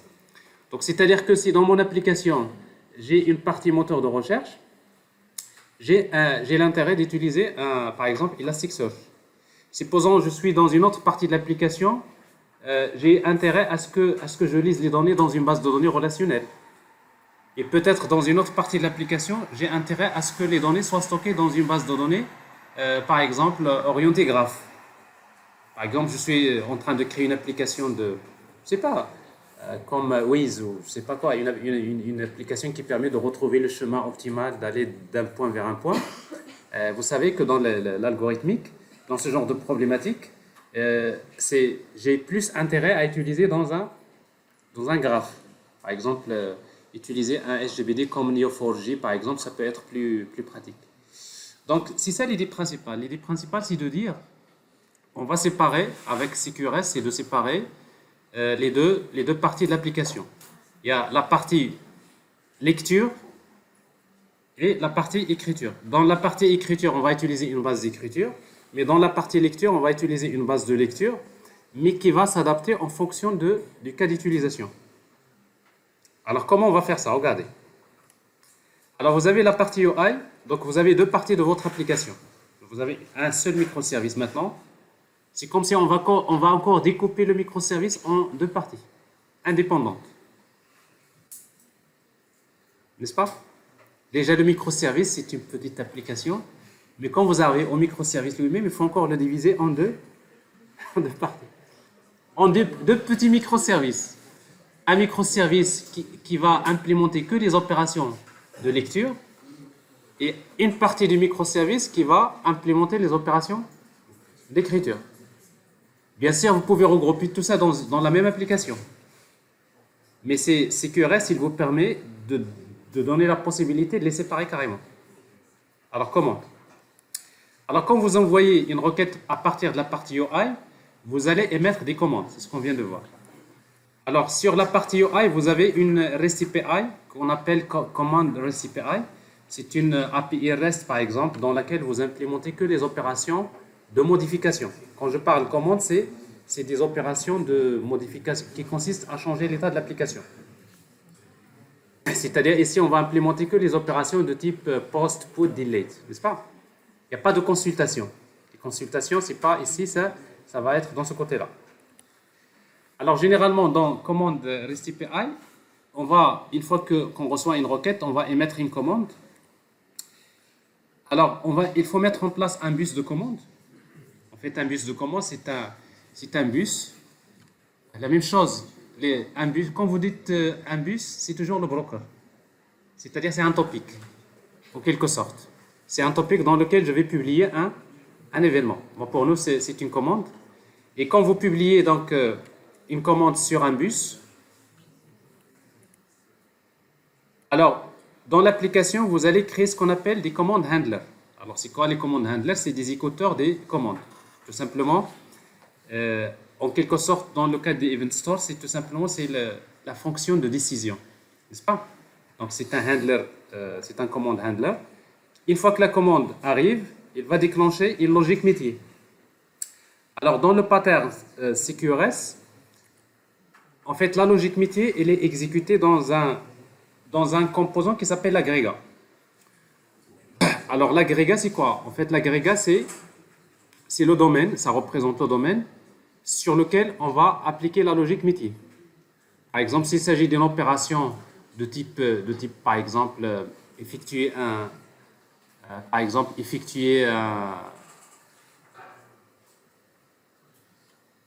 retrait à partir d'un compte, ben, l'agrégat, ça va être tout simplement le compte. Alors, la notion d'agrégat, elle est liée au domaine Driven Design. Parce qu'en fait, dans le domaine DDD, domaine Driven Design, comme je disais, qu'est-ce qu'on fait? Ben, tout simplement, on va découper le système en un ensemble de domaines. Ok. Et pour chaque domaine, chaque domaine, si vous voulez, un agrégat, ça représente un domaine ou bien une partie du domaine. C'est tout simplement, ça peut être une entité ou bien un ensemble d'entités sur lesquelles va s'exécuter la logique métier. Donc ça, c'est la notion d'agrégat. On va voir tout à l'heure au niveau de l'implémentation comment le mettre en place. Bon, en tout cas, c'est une unité cohérente. Par exemple, dans l'agrégat, comme je disais, ça peut représenter l'état d'un compte, comme ça peut représenter un ensemble d'entités sur laquelle s'exécute la logique métier. Donc, l'agrégat, c'est là où on va implémenter la logique métier. Donc, dès qu'il y a, quand il y a un command handler, en fait, le command handler, il est généralement implémenté au niveau des agrégats. On exécute. Donc, vous avez command handler, généralement, il va utiliser donc, un event store repository, c'est pour enregistrer l'événement. C'est-à-dire, en quelque sorte, dans la logique dans l'agrégat, le handler, le command handler, qu'est-ce qu'il fait? Il exécute la logique métier. Et quand il exécute la logique métier, donc il y a des événements qu'il va émettre. Alors ces événements-là, ils vont être enregistrés dans Event Store. C'est bien ça, Event Sourcing, n'est-ce pas? C'est juste dire qu'en fait, CQRS utilise Event Sourcing. Alors tous les événements émis au niveau de command handler vont être enregistrés dans un Event Store. Donc il y a un Event Store repository. Alors, on va voir que, par exemple, quand on va utiliser un framework comme par exemple, Axon, qu'on va utiliser tout à l'heure, c'est lui qui va enregistrer ça. C'est-à-dire, ce n'est pas à vous d'implémenter cette logique parce qu'il suffit d'y mettre un événement, automatiquement, c'est lui qui va le prendre et de l'enregistrer dans Event Store. Si vous voulez le faire vous-même, ben, vous utilisez Spring Data, vous prenez l'événement et vous l'enregistrez dans Event Store. Donc, ça, c'est en quelque sorte un travail à faire. Alors, donc, je répète, la commande, vous avez une commande qui arrive de la partie UI. Ça va déclencher une commande. Et cette commande-là, il y a ce qu'on appelle un command handler qui est à l'écoute de cette commande, qui va la traiter. Alors, pour traiter cette commande-là, ça se traite au niveau de l'agrégat. Une fois que la logique métier est exécutée, on va émettre des événements. Alors, ces événements-là, ils vont être enregistrés dans Event Store. Et en même temps, ils vont être publiés dans un Event Bus. Et quand ils seront publiés dans Event Bus, pourquoi? Parce que maintenant, il y a la partie lecture. Vous voyez, donc la partie lecture, on a besoin de capter cet événement-là et on va le projeter dans la base de lecture. Parce qu'en fait, le Event Store, ce n'est pas la base de données que vous allez utiliser pour consulter vos données. Parce que si vous voulez faire des requêtes sur un Event Store pour retrouver les données depuis qui sont très anciennes, vous imaginez les performances. Donc ici, on a intérêt à utiliser un Event Store qui est beaucoup plus rapide au niveau de l'écriture. Mais l'Event Store, donc, ça c'est fait dans ce sens-là, c'est la base d'écriture si vous voulez. Alors, côté maintenant read side, c'est-à-dire côté lecture, qu'est-ce qui se passe?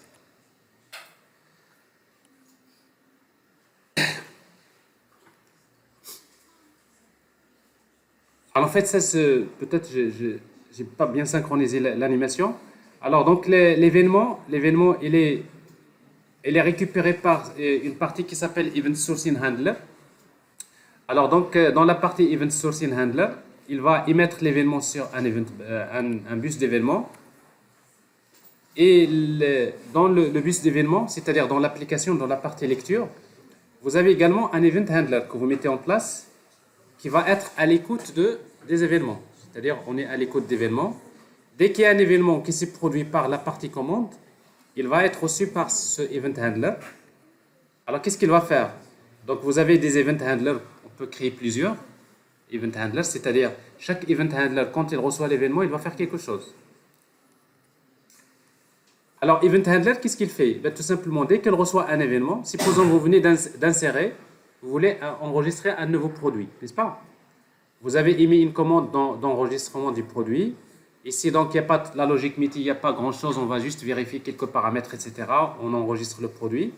Une fois qu'il va être, c'est-à-dire la logique MIDI s'est exécutée, l'événement qui consiste à enregistrer le produit, il est enregistré dans Event Store. Ensuite, il est publié dans le bus d'événements. Il va être reçu par un event handler. Et cet event handler-là, il va encore recevoir l'événement qui contient les informations sur le produit enregistré. Il va utiliser le repository, par exemple Spring Data. Il va tout simplement il va enregistrer les données dans la base de lecture. Supposons maintenant vous utilisez une base de données relationnelle. Ben ici vous utilisez produit repository.save, n'est-ce pas? Vous voyez donc la différence, c'est quoi? C'est que d'habitude, qu'est-ce qu'on fait? Quand on envoie la requête, il arrive directement vers là et on va l'enregistrer. Maintenant, avec CQRS, on va séparer. Il y a d'abord la commande qui arrive, elle est traitée, la logique MIDI est bonne, c'est-à-dire cette commande, elle va être traduite en un événement ou bien un ensemble d'événements qui vont d'abord être enregistrés. Ensuite, la partie lecture, elle va recevoir cet événement, il va le traiter, il prend les données de l'événement, il reste qu'à le projeter dans la base de lecture. Alors ici, donc, si j'utilise une base de données relationnelle, donc, vous savez, donc, vous pouvez utiliser par exemple Spring Data ou GPA donc, pour enregistrer les données. Donc finalement, on va se retrouver... Oui. Alors, en fait, donc, dans la partie, dans la gestion d'événements, donc on va parler de event handler. Alors, quand vous avez un event handler, c'est-à-dire c'est un handler qui écoute des événements qui sont publiés sur ce qu'on appelle un event bus, c'est le bus d'événements. Dès qu'il y a un événement qui est publié par une application, donc il va être traité. Alors que quand vous êtes dans la partie commande, donc il y a un autre bus, c'est pas event bus, il y a un autre bus qui est utilisé pour les événements. Donc c'est pour cette partie de event sourcing qui s'appelle event sourcing handler. Mais c'est des event handlers, c'est pareil. Alors sauf que dans la partie commande, on va utiliser plutôt donc c'est ce qu'on appelle des event sourcing handlers parce que ce sont deux bus d'événements qui sont séparés. Le premier qui est utilisé pour la partie event sourcing, d'accord? C'est généralement, il se trouve uniquement dans la partie commande. Mais dans la partie lecture, on utilise event handler, c'est-à-dire c'est un événement généralement qui traduit une chose. Qu'est-ce qu'il traduit? Il traduit que il y a une logique MIDI qui a été déjà exécutée, que l'état de l'application il est déjà stable. Voilà, je suis informé et c'est à moi de traduire cet événement. Donc ça c'est juste, si tu veux, un peu une différence. Mais techniquement parlant, vous allez voir que techniquement parlant, c'est par exemple avec Axon, c'est deux annotations différentes. La notation Event Sourcing Handler et la notation Event Handler. Donc ça, tout à l'heure, je vais m'arrêter au niveau de l'implémentation sur le détail de cette question. Tu voulais poser une question? C'est juste pour donner cette réponse, c'est ça? Okay. Alors, maintenant, une fois que donc, je résume.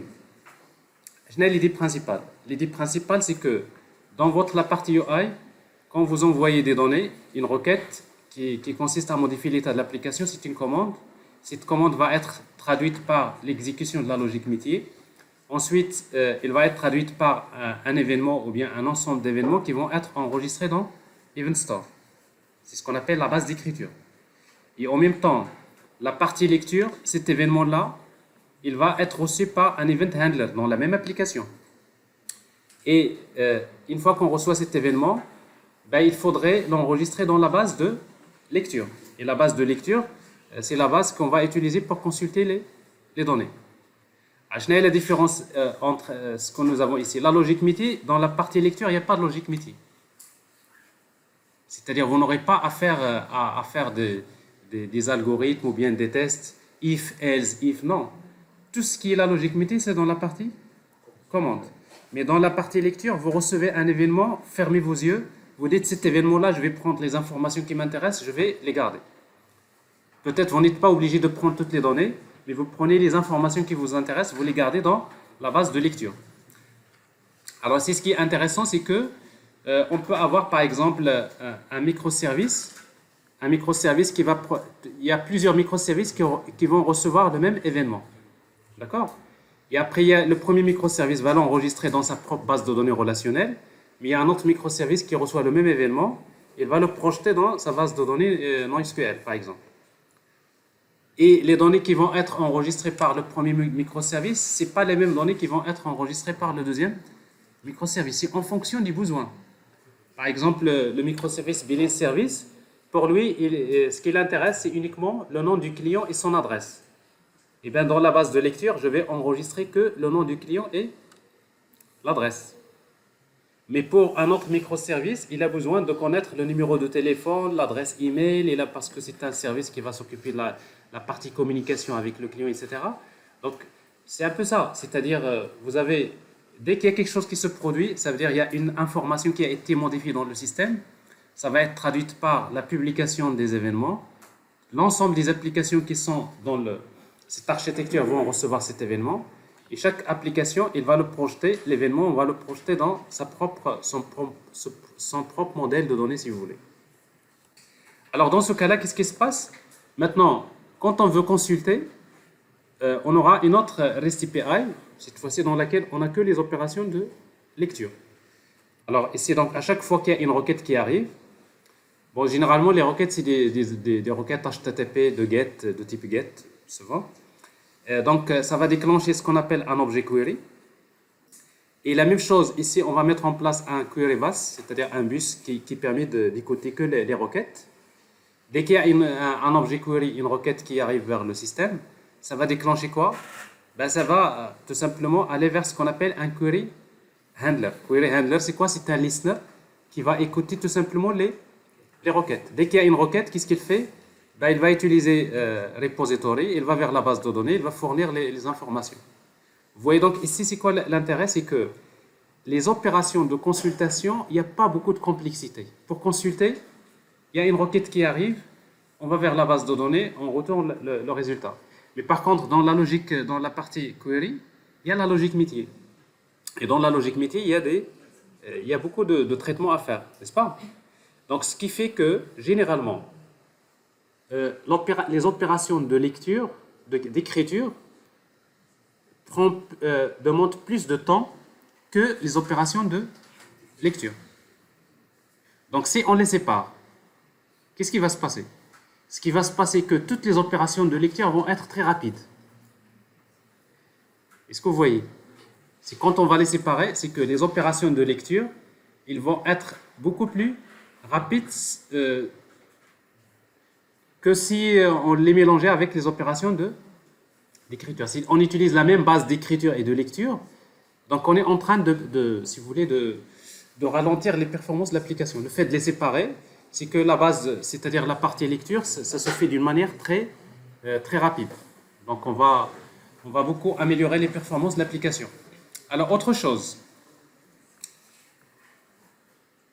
c'est que dans les applications généralement, ça c'est les statistiques qui vont vous dire ça, c'est que 90% des opérations dans une application, c'est des opérations de lecture. Alors que uniquement il y a 10% des opérations qui sont des opérations d'écriture. N'est-ce pas?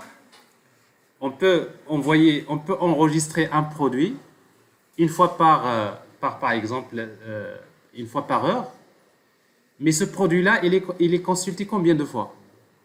Des centaines et des milliers de fois, n'est-ce pas? Ça veut dire que les opérations de lecture sont beaucoup plus sollicitées que les opérations d'écriture. Et là, on a un problème maintenant de la scalabilité. Vous savez que quand vous mélangez la partie lecture et la partie écriture dans la même application, donc quand il y a un problème de montée en charge, donc généralement le problème de montée en charge, est-ce qu'il provient des opérations d'écriture ou bien de lecture? C'est de lecture. Donc finalement, quand on va les séparer, donc au niveau de la scalabilité, on n'a pas besoin par exemple, quand vous voulez démarrer un microservice en par exemple 10 instances, n'est-ce pas? si vous voulez démarrer un microservice en 10 instances pour faire face en montée en charge. Avec ce modèle-là, qu'est-ce que vous allez faire? Il n'y a que la partie lecture que vous allez démarrer en 10 instances. Mais la partie écriture, vous pouvez la démarrer uniquement en deux instances. Parce que finalement, le problème de montée en charge, il est plus dans la partie lecture. Donc ça va donner encore beaucoup d'avantages en termes de performance. Ben justement, on va parler de ces avantages-là.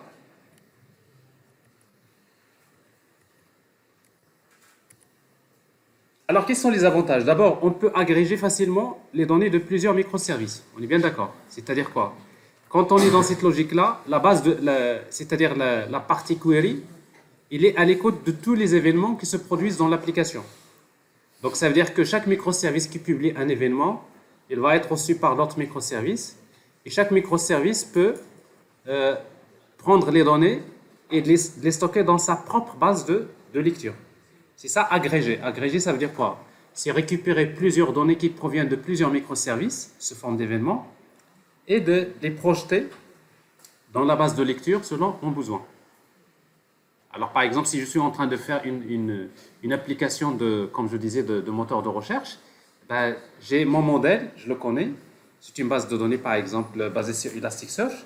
Donc, je peux toujours ramener toutes les données des autres microservices vers ma propre base de données, c'est-à-dire, tout à l'heure, je vous disais, mon propre registre, dans lequel j'organise mes données selon ma manière de travailler. Parce qu'on n'est pas obligé d'organiser nos données toujours de la même manière, mais chacun peut organiser ses données de sa propre façon, c'est-à-dire qu'il arrange en fonction de son métier, n'est-ce pas? Alors peut-être il y en a d'autres qui vont dire, moi mes données, je vais les organiser sous forme de tableau, parce que mon métier consiste à faire des calculs, donc j'ai besoin de faire ça.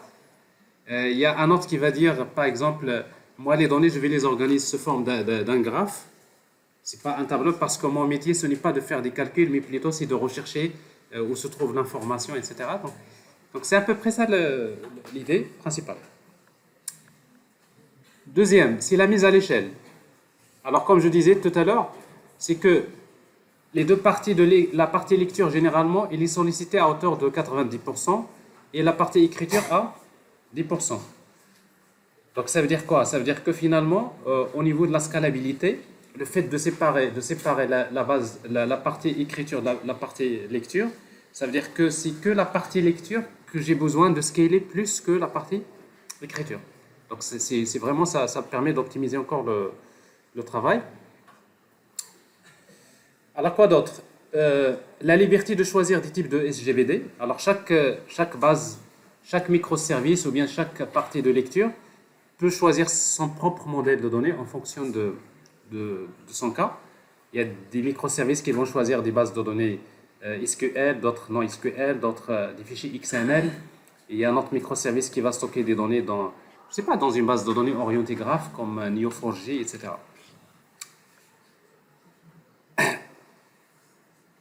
Elasticsearch pour les moteurs de recherche, etc. Alors, ensuite, faciliter la séparation des aspects de lecture et d'écriture. Alors, l'écriture, c'est toujours, il y a une logique métier, il y a des tests à faire parce qu'on ne va pas écrire les données tant qu'on n'est pas sûr que ces données-là vont respecter les règles métier. Alors que pour la lecture, non. Donc, j'ai des données, donc je vais les fournir. Donc, il y a pas on va séparer ces opérations.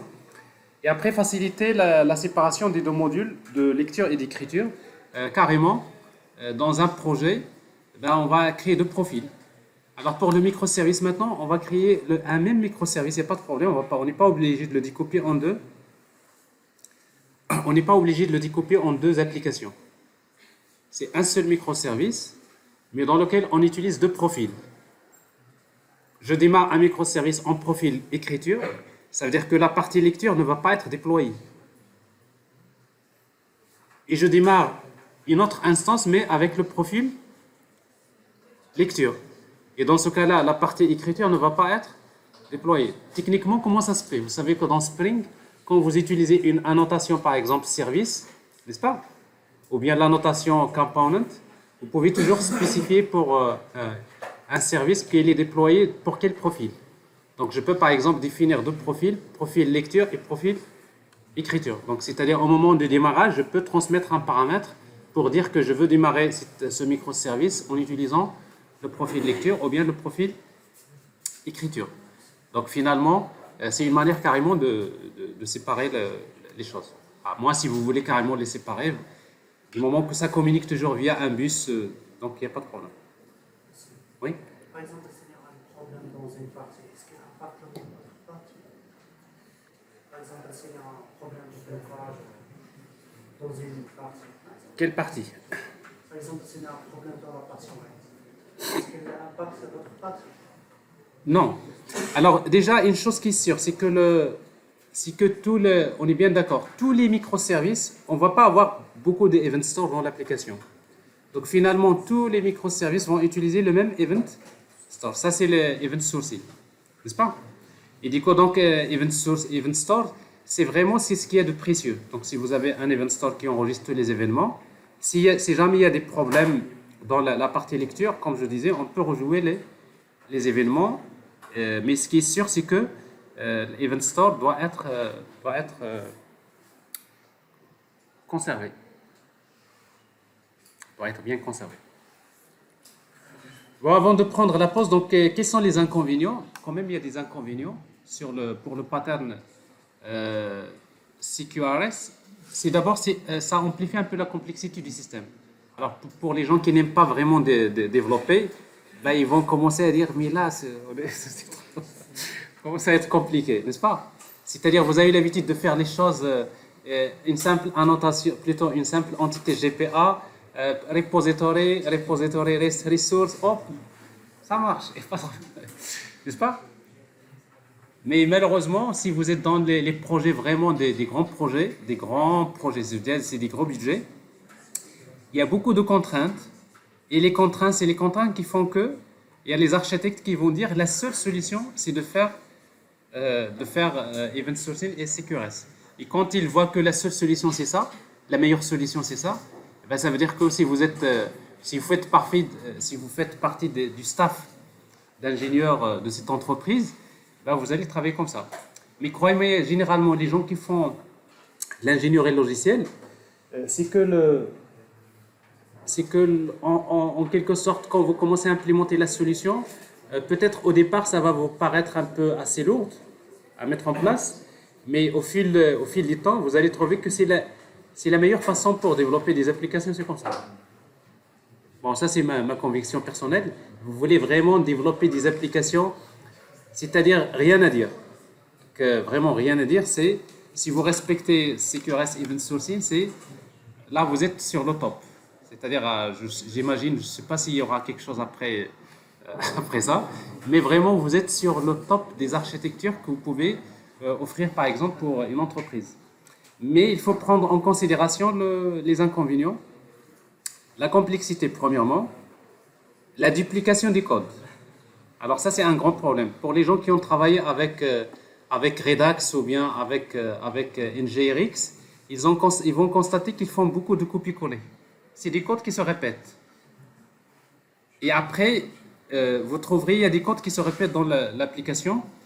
Et ce code-là, à un moment donné, vous dites c'est de la perte de temps. Mais après, si vous êtes un bon ingénieur logiciel, si vous cherchez les bons design patterns, vous trouverez un moyen pour factoriser le code. Il y a des techniques. Mais si vous ne faites pas attention, vous allez retrouver en train de faire... il y a le même code qui est dupliqué dans l'application.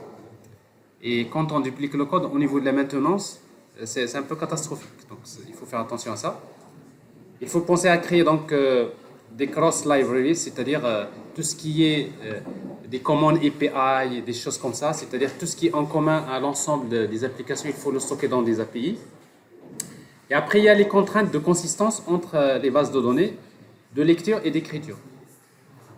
Alors, il y a, en fait, justement, quand vous implémentez ce cas-là, il faut vraiment avoir un système qui utilise un système de transactions distribuées qui consiste à garantir la consistance entre les bases de lecture et d'écriture. C'est que, à un moment donné, vous avez déjà écrit une information, vous avez déjà enregistré l'événement. Par exemple, vous avez effectué un retrait. Vous avez déjà enregistré dans Event Store comme quoi le compte est débité, mais le temps que la partie lecture reçoit l'événement, il y a quelques petites fractions de secondes. qu'il y a la latence, n'est-ce pas? C'est que parfois l'utilisateur, quand il consulte son compte, ben, normalement il est déjà modifié, mais quand il consulte son compte, il trouve qu'il n'est pas encore modifié. Donc c'est-à-dire il y a un petit décalage entre c'est-à-dire l'opération d'écriture et de lecture. Il est très réduit. À la rigueur, dans beaucoup de cas, ça ne dérange pas. Parce que de toute façon, c'est pas vraiment ça, c'est le grand problème. Mais par contre, ce qui est un peu grave, c'est que quand il y a une autre application qui exécute une logique mythique qui dépend de l'état actuel de l'application. C'est-à-dire que il y a un microservice qui est en train d'exécuter une logique mythique, mais il se base sur l'état actuel à un instant donné. Donc, il y a en fait une consistance à régler. Et pour régler ce problème-là, justement, il y a des frameworks qui vont proposer des solutions. C'est pour cela, pour implémenter ce genre de solution, il vous faut utiliser un framework. Parce que si vous n'utilisez pas de framework, c'est vraiment difficile. Vous pouvez rater facilement le problème de consistance. C'est-à-dire, vous avez modifié vous êtes en train de modifier un compte, alors qu'en réalité, il y a un autre microservice qui va prendre une valeur qui est différente. Donc, il vous faut un système qui garantit ça, la consistance. Alors justement, c'est pour cela vous aurez besoin d'utiliser un framework actuellement. Donc si vous travaillez avec Spring, le framework le plus connu, bon, c'est Axon Framework. Bon, après la pause, donc je vais vous faire la démonstration maintenant pour vous montrer un exemple d'implémentation qui respecte ces deux patterns, Event Sourcing et CQRS. Ok? Vous pouvez prendre la pause.